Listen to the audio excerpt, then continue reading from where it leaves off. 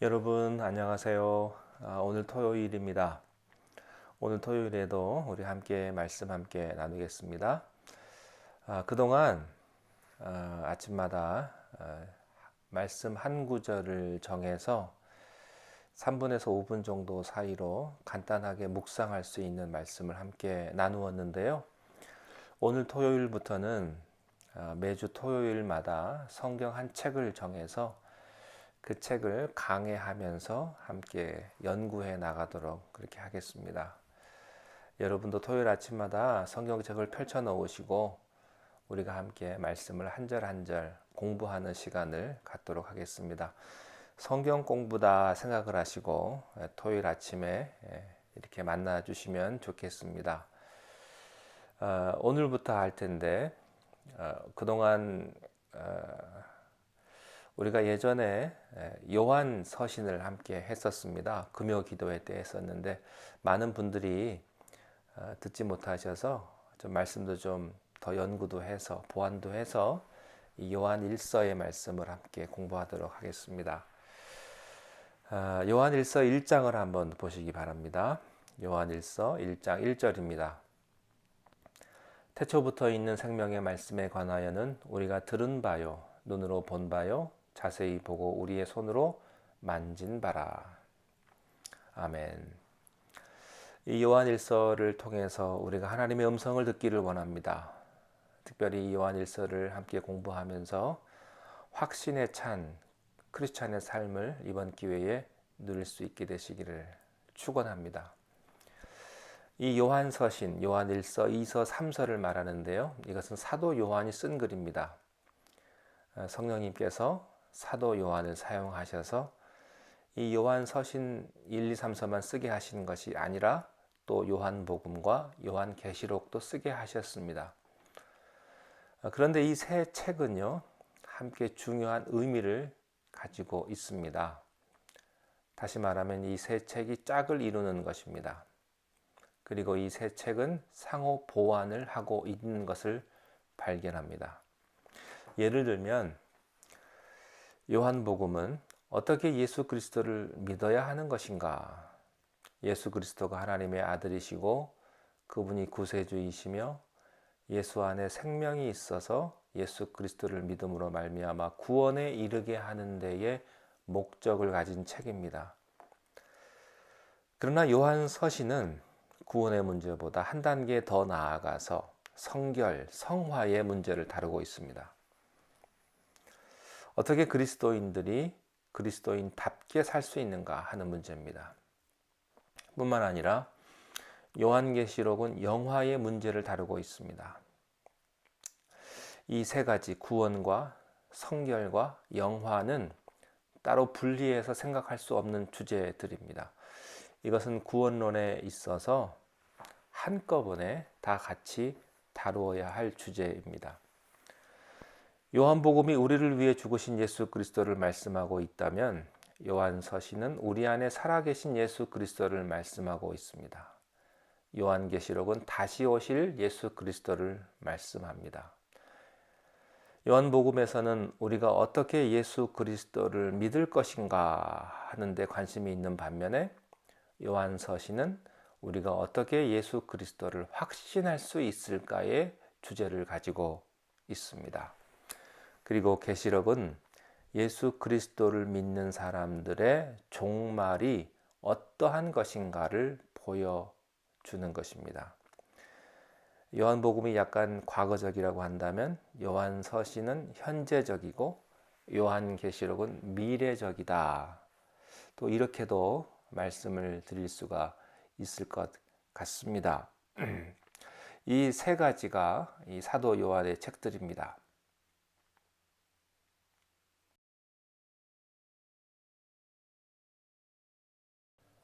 그러므로 우리가 이번에 요한서신을 공부할 텐데요. 요한복음처럼 과거의 역사를 다루고 있거나 또 계시록처럼 미래의 소망을 다루기보다는 오늘 구체적인 삶의 현장에서 우리가 구원을 확신함으로 승리해야 할 주제들이 이 요한서신 공부의 주제가 되겠습니다. 요한서신을 전체적으로 보면은 요한서신은 모두 요한 1서는 5장입니다. 그런데 5가지의 목적을 여기에서 표현하고 있습니다. 첫 번째는 이 요한서신을 통해서 우리는 하나님과의 참다운 사귐이 무엇인가를 배우게 될 것입니다. 두 번째는 그 사귐을 통해서 진정한 크리스찬의 기쁨의 삶이 무엇인가를 보여주게 됩니다. 세 번째는 2장에 나타나는 부분인데요. 우리가 그리스도인으로 살기 위해서는 이 세상의 죄악 가운데 살게 되는데 어떻게 우리가 죄를 범치 않고 크리스찬의 삶을 살 수 있는 것인가를 요한서신은 가르쳐 줍니다. 그리고 네 번째, 이 죄악된 세상 안에 우리가 살고 있기 때문에 이 세상에는 많은 이단 사설들과 오류들이 가득 차 있습니다. 그런데 그 거짓된 가르침에 관한 오류에서 우리가 어떻게 해방을 받을 수 있을 것인가를 성경은 가르쳐 주고 있습니다.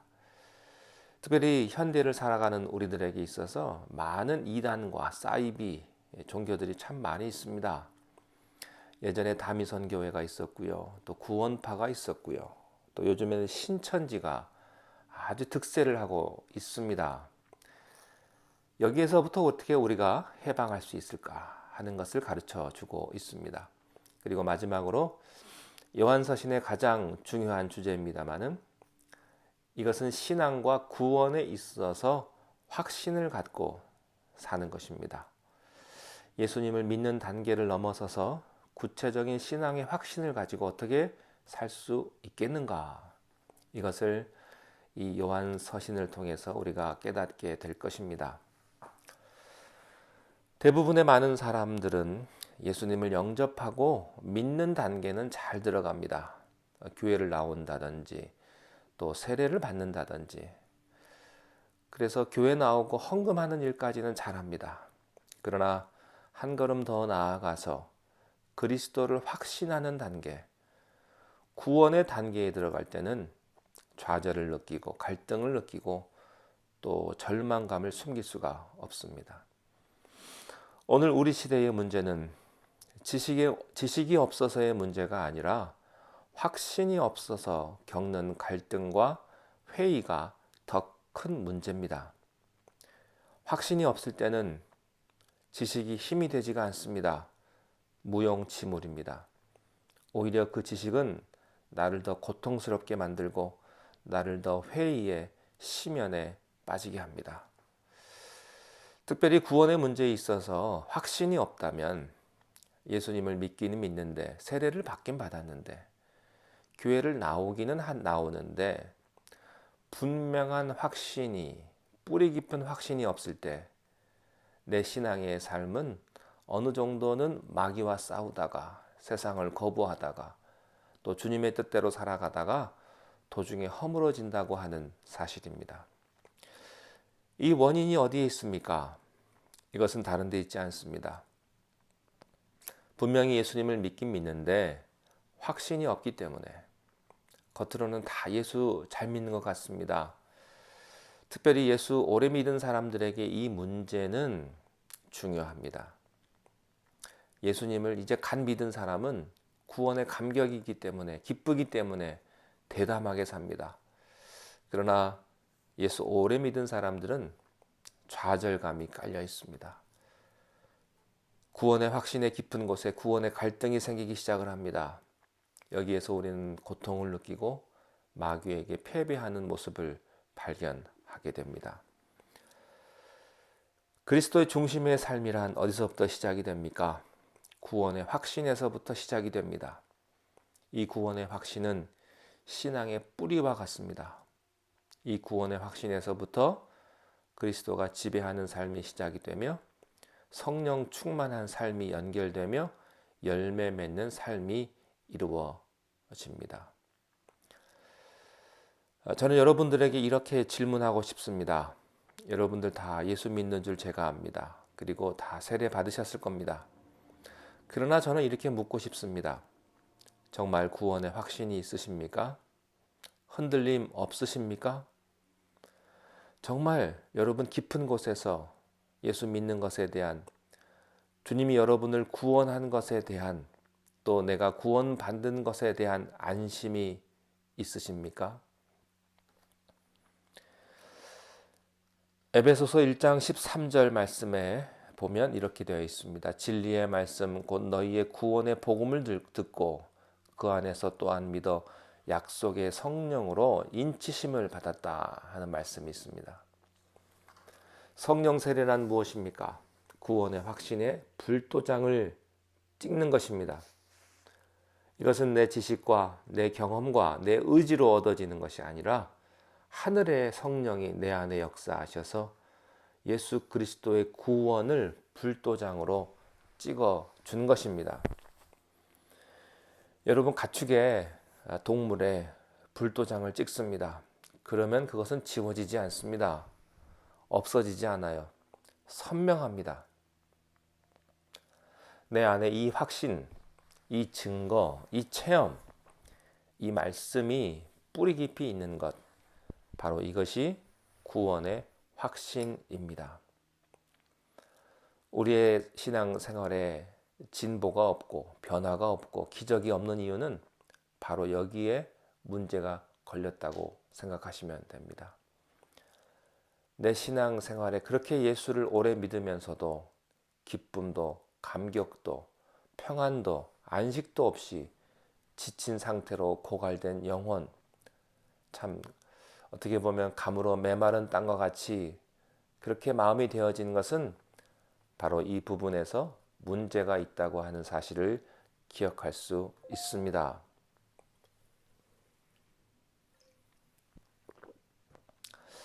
오늘 성경은 그러면 이 구원의 확신을 위해서 우리가 어떻게 해야 되느냐 하는 문제를 1장 1절에서부터 해답을 주고 있습니다.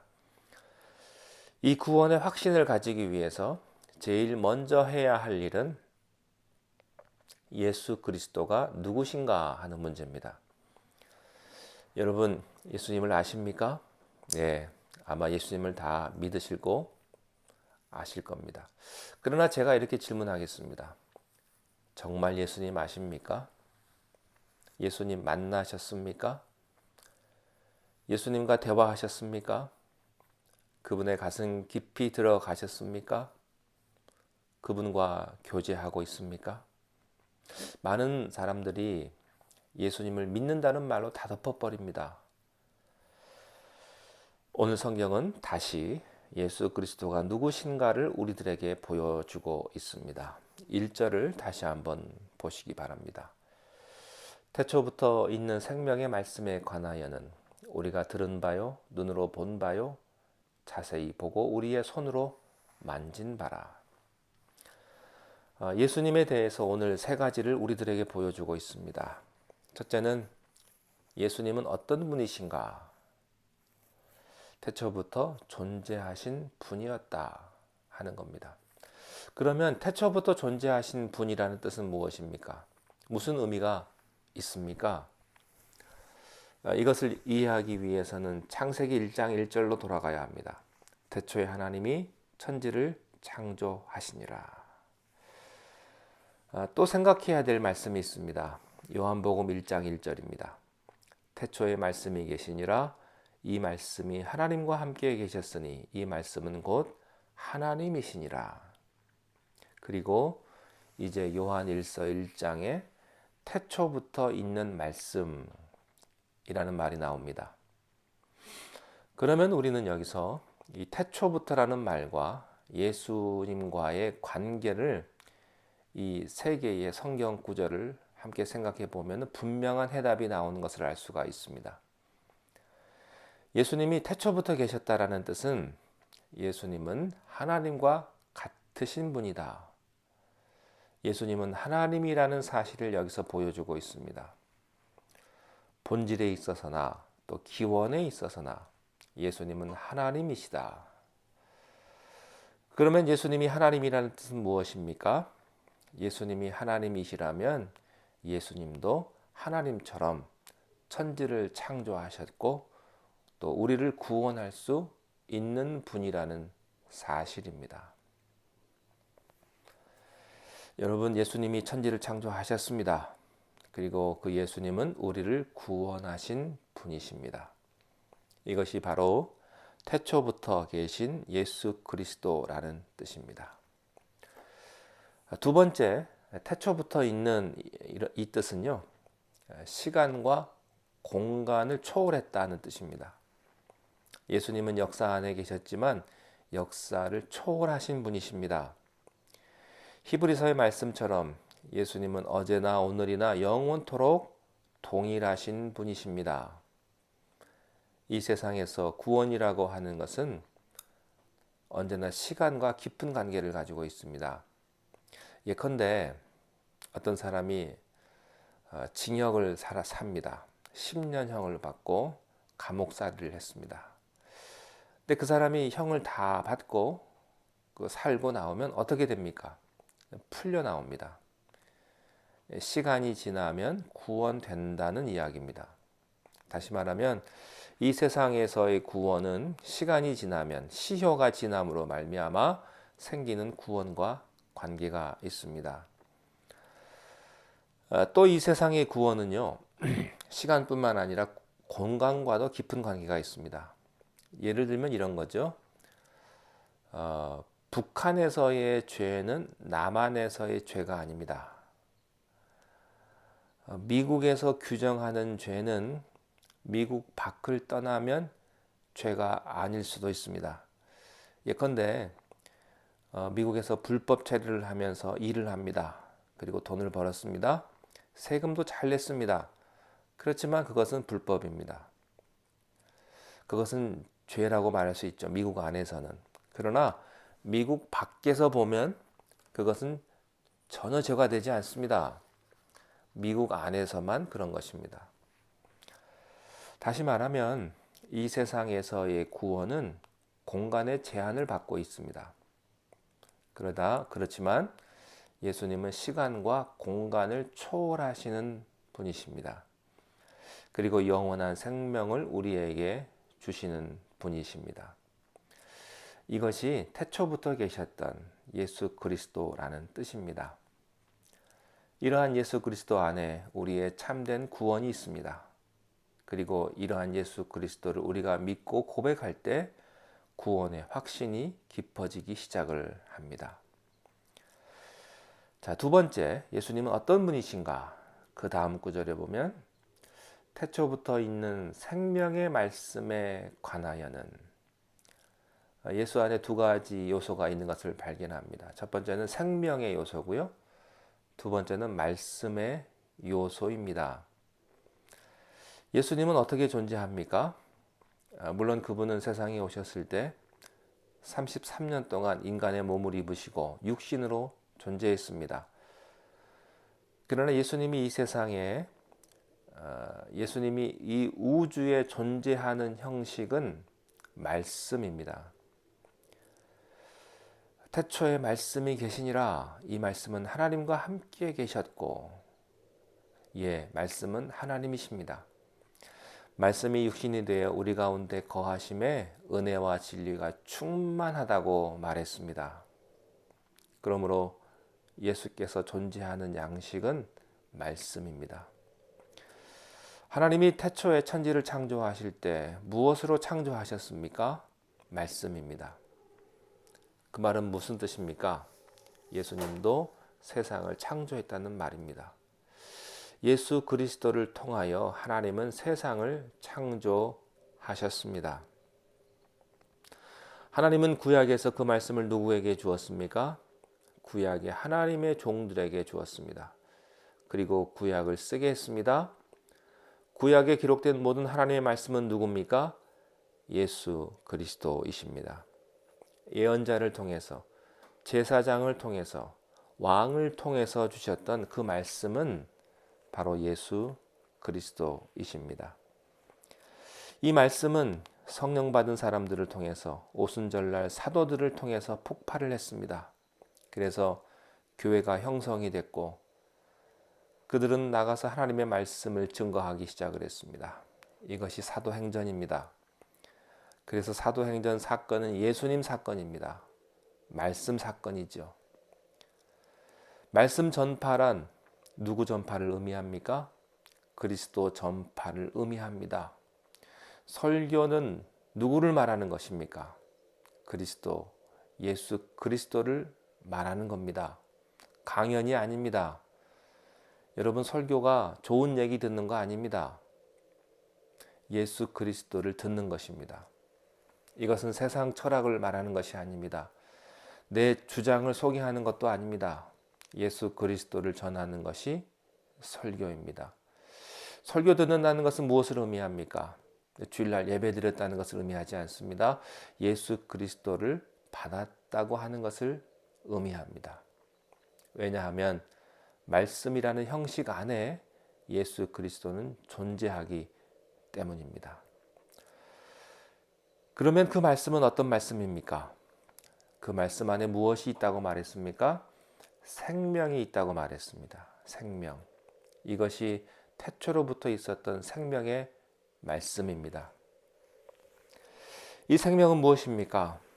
우리가 누리고 있는 이 자연계의 모든 생명이 아닙니다. 이 생명은요, 생명의 근원인 생명을 말하고 있는 것입니다. 헬라어로 말하면 이것은 비오스가 아닌 지오에의 영원한 생명입니다. 영생을 주는 하나님에게 있는, 예수님에게 있는 바로 그 생명입니다. 모든 생명의 근원이 되는 생명, 그것이 하나님 안에 있고 말씀 안에 있고, 여러분, 말씀 안에 있다는 것은요, 예수 그리스도 안에 그 생명이 있다는 말입니다. 예수님께서 요한복음 11장 25절에서 이렇게 말씀하셨습니다. 나는 부활이요 생명이다. 또 요한복음 6장 40절에 내 아버지의 뜻은 아들을 보고 믿는 자마다 영생을 얻는 것이니라. 여러분, 이 생명이 있는 곳에는 어떤 일이 일어납니까? 이 생명이 있는 곳에는요, 죽음이 떠나는 것입니다. 죽음을 이기는 것이 생명입니다. 그것이 부활입니다. 생명이 있는 곳에는 절망이 없어집니다. 생명이 있는 곳에는 병이 낫습니다. 생명이 있는 곳에는 상처가 치료됩니다. 생명이 있는 곳에는 구원이 있습니다. 생명이 있는 곳에는 기적이 있습니다. 이 생명은 연약합니다. 그러나 그 생명이 역사하고 이 생명이 흐르고 이 생명이 지나가는 곳마다 기적이 일어나는 것입니다. 신앙의 기적이 무엇입니까? 예수님의 생명이 흘렀다는 얘기입니다. 안진뱅이가 일어나고 맹인이 눈을 뜨고 소망을 얻고 예수님의 생명을 만났기 때문에 이 예수님의 생명은요, 죽은 자를 살리는 것입니다. 이 예수님의 생명은 우리를 거듭나게 합니다. 이것이 예수 안에 생명이 있네라는 말입니다. 예수님은 생명의 말씀이라는 폼으로 존재하십니다. 언제부터입니까?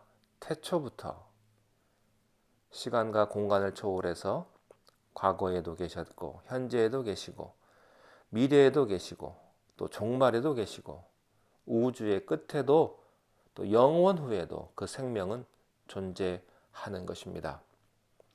이것을 믿고 이 예수님을 믿고 고백하는 것, 여기에서부터 구원의 확신이 근거가 되는 것입니다.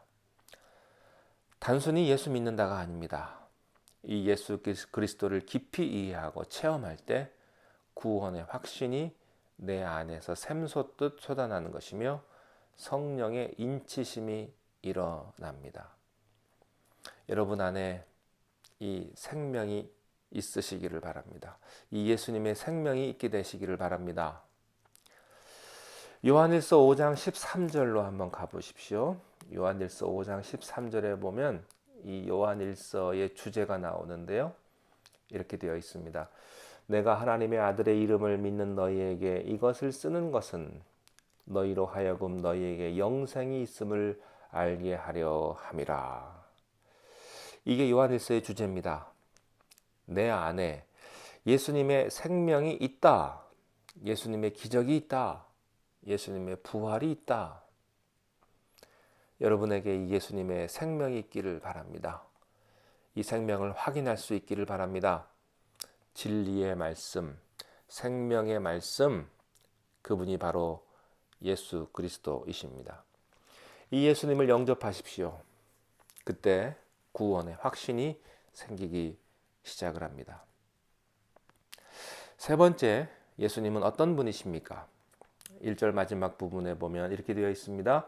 우리가 들은 바요, 눈으로 본 바요, 자세히 보고 우리의 손으로 만진 바라. 듣고 보고 만진 분이 누구다? 예수님이시다. 이 말은 무슨 뜻이겠습니까? 예수님은 관념이 아니다라는 말이에요. 생각이 아닙니다. 실체라는 말입니다. 내가 만질 수 있는 분이요, 대화할 수 있는 분이요, 그의 손을 붙잡을 수 있는 분이다 하는 겁니다. 대부분의 많은 진리는 하나의 이상입니다. 추상적인 개념입니다. 많은 사람들이 교회에 와서 실체를 믿지 않고 관념으로 생각합니다. 관념으로 예수님을 믿기 때문에 능력이 없는 겁니다. 그러니 기쁨이 없는 것이죠. 예수라는 관념입니다. 나는 예수 믿고 있다고 말합니다. 그러나 예수님 만나본 일이 없습니다. 예수님과 대화해 본 일이 없습니다. 예수님이 부활하셔서 숨을 내쉬면서 성령을 받으라 라고 말씀하셨습니다. 예수님 숨결을 느껴본 일이 없어요. 예수님의 발과 피를 본 일이 없습니다. 그 사람에게 무슨 기적이 있겠습니까? 그러나 어떤 사람은 예수님의 호흡을 느낍니다. 예수님의 음성을 듣습니다. 예수님이 내 심장을 움직이는 것을 느낍니다. 사랑할 수밖에 없습니다. 전도할 수밖에 없고요. 남을 도와줄 수밖에 없습니다. 봉사할 수밖에 없습니다. 용서할 수밖에 없습니다. 이 사람은 예수님을 체험하고 있는 것입니다. 실체를 만나고 있는 분입니다. 예수님은 어떤 분입니까? 볼 수 있고 들을 수 있고 만질 수 있는 그분입니다.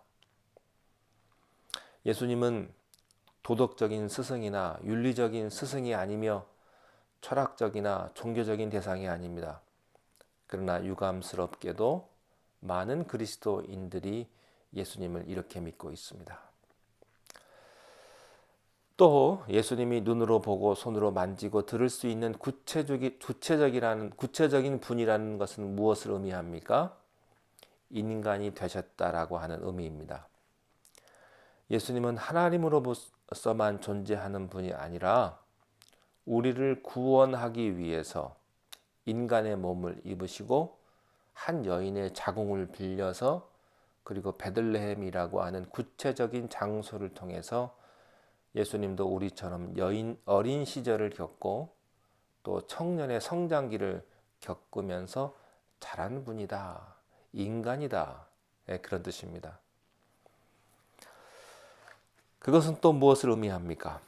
한 걸음 더 나아가서 예수님은 나를 이해하시는 분이다. 내 약점을 아시고 내가 죄 짓는 이 아픔을 아시고 쓰러지고 넘어지는 나를 아시고 병들어 고생하는 나를 아시고 눈물을 흘리는 내 심정을 아시는 분이다. 그래요. 여러분이 눈물을 흘릴 때 예수님은 그 눈물의 의미를 잘 아십니다. 여러분의 심정을 잘 아십니다. 그러므로 그분은 나를 구원할 수 있고요. 그분은 나를 치료할 수 있고요. 그분은 나에게 새 생명을 줄 수 있는 그 분이라는 뜻입니다. 여러분 이런 예수님을 믿고 있습니까? 우리의 연약함을 채울하신 예수님을 믿습니까? 그분은 하늘 저 멀리 계신 분이 아니라 나를 위해 십자가를 겪고 살이 찢기고 피를 흘리신 그분입니다. 또 한 걸음 더 나아가서 이야기를 해보면 예수님은 지금도 내가 만질 수 있는 분입니다. 여러분 아마 12년 동안 혈루증 걸린 여인을 기억하실 겁니다. 이 여인이요 예수님의 옷자락을 만졌습니다. 여러분 오늘 예수님의 옷자락을 만질 수 있기를 바랍니다. 예수님의 옷자락을 만지는 자마다 하나님께서 기적을 베풀어 주실 것입니다. 이러한 예수님을 실체로 경험할 때 구원의 확신이 생깁니다. 구원의 확신이 생길 때 어떤 고난과 역경과 아픔을 이겨낼 수 있는 힘은 바로 거기에서부터 비롯되는 것입니다. 여러분, 예수님의 옷자락을 분명히 만질 수 있습니다. 예수님을 만날 수 있습니다. 만약 그게 사실이 아니라면 성경은 거짓말하는 겁니다. 아닙니다. 성경은 사실입니다. 진실입니다. 그리고 하나님은 오늘 이 시간 여러분의 기도를 듣기를 원하십니다. 우리 모두 그 예수 그리스도의 옷자락을 만질 수 있는 그런 놀라운 축복이 우리 모두에게 있기를 바랍니다. 기도하겠습니다. 하나님 아버지, 하나님의 생명의 말씀 예수 그리스도께서 우리와 함께 하심에 감사를 드립니다. 그분은 우리가 들을 수 있고 손으로 만질 수 있고 눈으로 볼 수 있는 그런 분이라고 하셨습니다. 우리 모두가 다 주님을 경험하며 주님을 바라보고 주님을 손으로 만지는 그런 놀라운 축복을 우리들에게 허락하여 주시옵소서. 예수님의 이름으로 기도하옵나이다. 아멘. 네, 여러분 오늘도 주님의 은혜가 함께 하시기를 바랍니다. 내일 주일입니다. 내일 교회에서 만나 뵙도록 하겠습니다. 안녕히 계십시오.